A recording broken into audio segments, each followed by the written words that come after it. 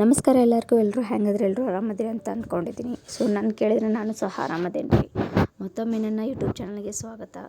ಯಾರೆಲ್ಲ ನನ್ನ ವೀಡಿಯೋಸ್ನ ಫಸ್ಟ್ ಟೈಮ್ ನೋಡ್ತಾ ಇದ್ದೀರ ದಯವಿಟ್ಟು ಸಬ್ಸ್ಕ್ರೈಬ್ ಮಾಡಿರಿ, ಲೈಕ್ ಮಾಡಿರಿ, ಶೇರ್ ಮಾಡಿರಿ.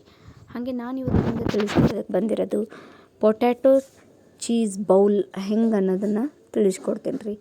ಅದಕ್ಕೆ ಏನೇನು ಬೇಕು, ಏನೇನು ಬೇಡ, ಯಾವುದೇ ಥರ ಐಟಮ್ಸ್ ಬೇಕು ಅನ್ನೋದನ್ನು ತಿಳಿಸ್ಕೊಡ್ತೀನಿ ಬನ್ನಿರಿ.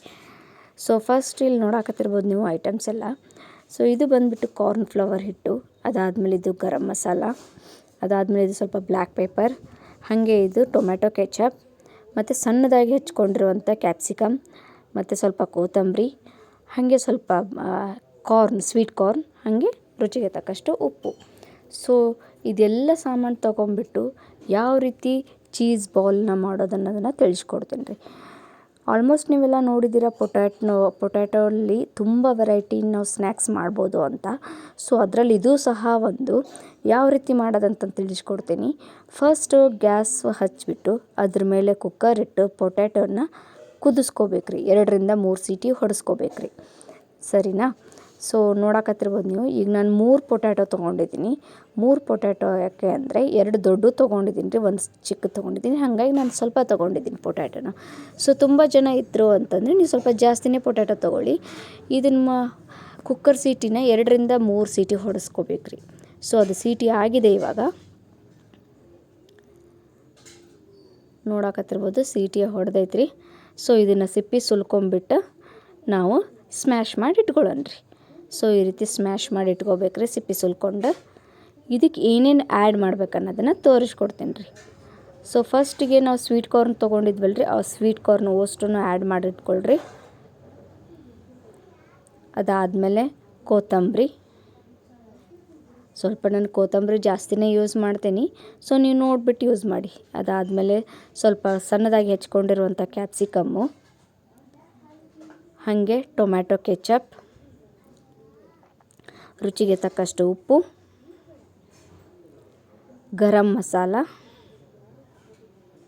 ಹಂಗೆ ಬ್ಲ್ಯಾಕ್ ಪೇಪರ್, ಇದೆಲ್ಲ ತಗೊಂಡು ಸ್ವಲ್ಪ ಮೇಲ್ಗಡೆ 1 ಟೇಬಲ್ ಸ್ಪೂನ್ ಅಥವಾ 2 ಟೇಬಲ್ ಸ್ಪೂನಷ್ಟು ಕಾರ್ನ್ ಫ್ಲವರ್ ಹಿಟ್ಟನ್ನ ಹಾಕ್ಕೊಳ್ರಿ.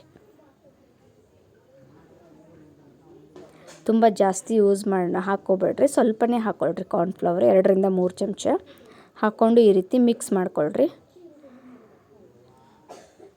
ಸೊ ಈ ರೀತಿ ಎಲ್ಲ ಮಿಕ್ಸ್ ಆಗಬೇಕು. ಮಿಕ್ಸ್ ಆಗಿಂದ ಇದನ್ನು ನಾವು ಸಣ್ಣದಾಗಿ ತೊಗೊಂಬಿಟ್ಟು ಒಂದೊಂದು ಉಂಡಿನ ಮಾಡಿ ಇಟ್ಕೋಬೇಕ್ರಿ.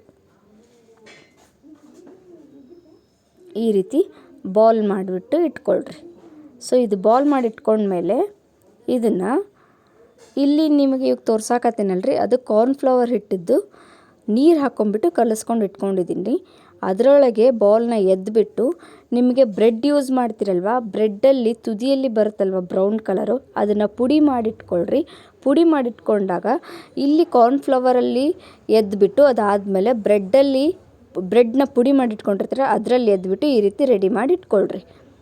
ಸೊ ಎಣ್ಣೆ ಕಾಯಕ್ಕಿಟ್ಟಿದ್ದೆ ರೀ, ಎಣ್ಣೆ ಮಸ್ತ್ ಅಂದ್ರೆ ಕಾದೈತ್ರಿ. ಸೊ ಅದು ಯಾವಾಗ ಎಲ್ಲ ಬೌಲ್ನ ರೆಡಿ ಆಗಿರ್ತಾವಲ್ಲ ಅವನ್ನ ಒಂದೊಂದು ಹಾಕಿಬಿಟ್ಟು ಕರೀರಿ. ಸೊ ಇದು ಬುಡಕ ಮೇಲೆ ಜಾಸ್ತಿ ಮಾಡಕ್ಕೋಗ್ಬಿಡ್ರಿ. ಒಂದು ಕಡೆ ಸ್ವಲ್ಪ ಕೆಂಪಗಾಗೋ ಥರ ಬಿಡ್ರಿ, ಯಾಕಂದ್ರೆ ಹೌದು ಸ್ವಲ್ಪ ಮೆತ್ತಗಿರ್ತೈತಲ್ರಿ, ಹಾಗಾಗಿ ಮತ್ತು ಒಡೆಯೋ ಚಾನ್ಸಸ್ಸು ಕೂಡ ಇರುತ್ತೆ. ಹಾಗಾಗಿ ನೋಡಿಕೊಂಡು ಮಾಡ್ಕೊಳ್ರಿ.